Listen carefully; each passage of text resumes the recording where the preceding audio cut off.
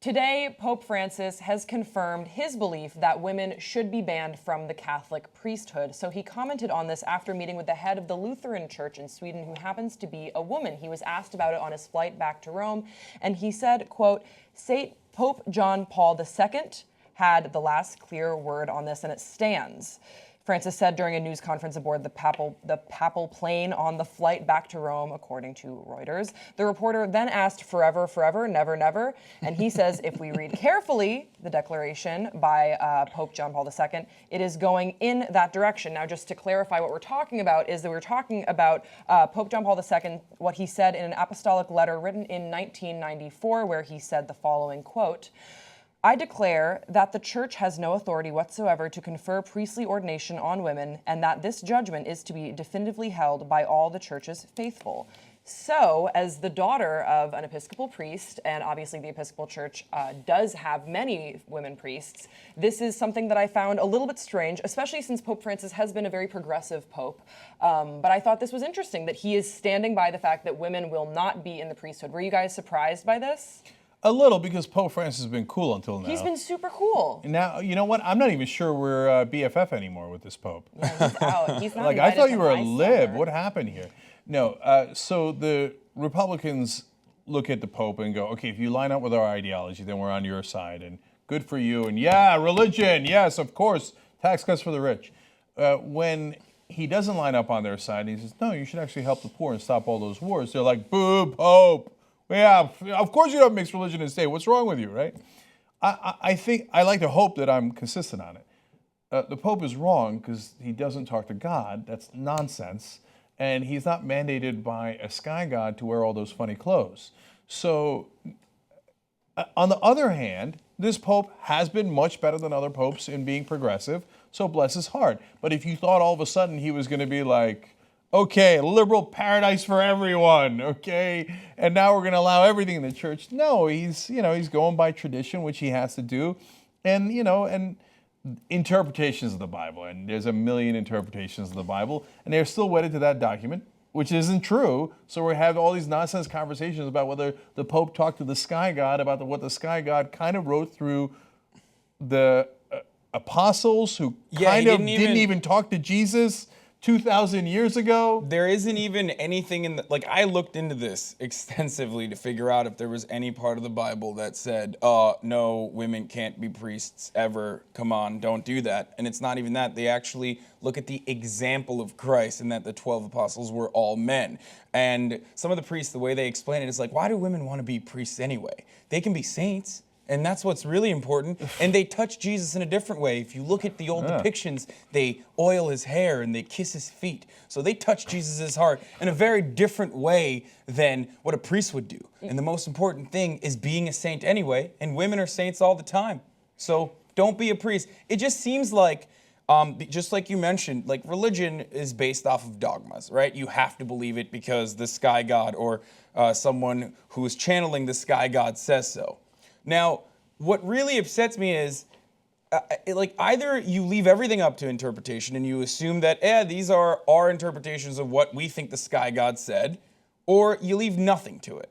And both are equally, both are interesting. And it seems to me like a lot of different offsets of Christianity do leave a lot of things up to interpretation, like the Episcopal Church was awesome. They're very progressive, and they don't really interfere with people's business or their personal lives as much as other branches of the church would, in this case, like Catholicism.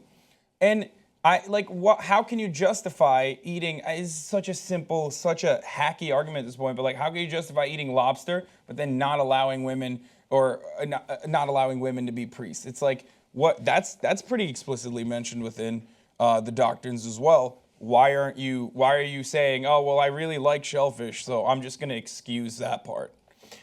All right, go ahead, defend your religion. Go ahead, Grace. All I would say is that, there's a lot of elements of Catholicism that I don't agree with, and there are a lot of things about me that Catholicism does not agree with. So I have sort of reconciled this. Growing up, I know that my dad always was very close friends with the local Catholic priest that was affiliated with our school or with just the community in general, the expat community in Belgium. And something that my dad said to me about when I asked him why he went out of his way to be such close friends with the Catholic priests was he said, I have your mother at the end of a long day of being there for people. My dad is the resource for people when they don't know where else to go. A lot of times when, I remember one time we had a parishioner come over, his family was out of town and his dog had just died, and it was 3 a.m. and the first place he went was to our home, and I woke up. In any case, like my dad has my mom, has my family to support him on those heavy days. And a lot of times the Catholic priests that would come to Belgium didn't speak the language, had no familiarity with the community, and they're just supposed to thrive, but who comforts the comforter? That's what my dad would ask me, who comforts the comforter? And I always thought it was so dated that Catholic priests were not allowed to have families. It felt really, really dated, even as a kid growing up and seeing that. And this is another thing that I'm hearing from the Catholic Church that is, again, so dated. What is wrong with women priests? Just the fact that we have to say just women priests, it sounds so crazy in 2016 that I'm not saying just priests. What is different? It comes back to periods and boobs. Like, what is different here that they're like, no, doctrines. that'll get on the white cloth. Like, what are you talking about? No, it comes back to the sacred, like preserving the sanctity of the original text. But like I mentioned, we've left that up to interpretation on so many different instances that you can't, like, the logic falls through at some point where you can't interpret certain parts and then not others. So that's what it is. It's tradition. It's preserving, all of these sacred traditions that Christ brought about. But it's like we don't even know if this was a real human to begin with.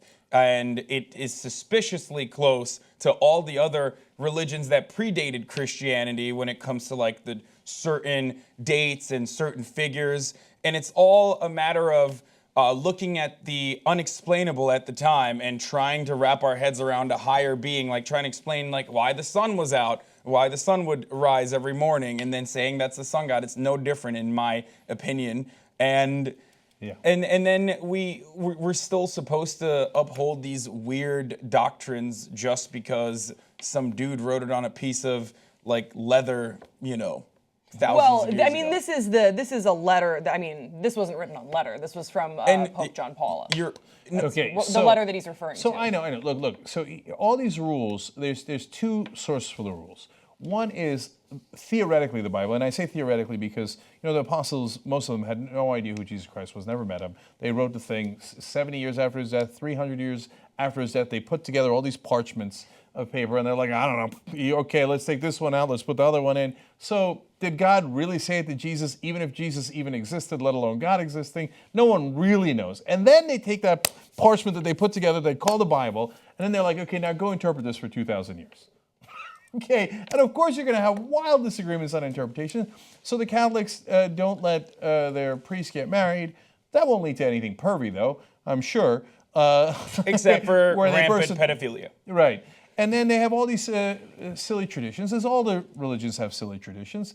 And then we argue about whether each one makes sense or not. None of it makes sense. None of it makes sense because no one actually talked to the sky god. And even if they did, they didn't tell the apostles who lived many years after that. And they didn't tell the guys who were at the Council of Nicaea who put the document together 300 years ago. And they didn't tell St. John Paul, and he didn't tell Pope Francis. None of it is true. I like a lot of what this Pope has to say because he seems like a decent human being. This one I don't agree with. But in reality, it has nothing to do with an imaginary sky god. These are guys who wanted to pass rules that were to their favor. So they say, oh, women, don't worry. You still get to kiss the feet of Jesus Christ. What are you complaining about? Yeah. Well, we're in charge as priests. Can you listen to the same old corporate media? Can't do it. Now, I hear you, brother. Become part of the independent media. Join us. tytnetwork.com/join.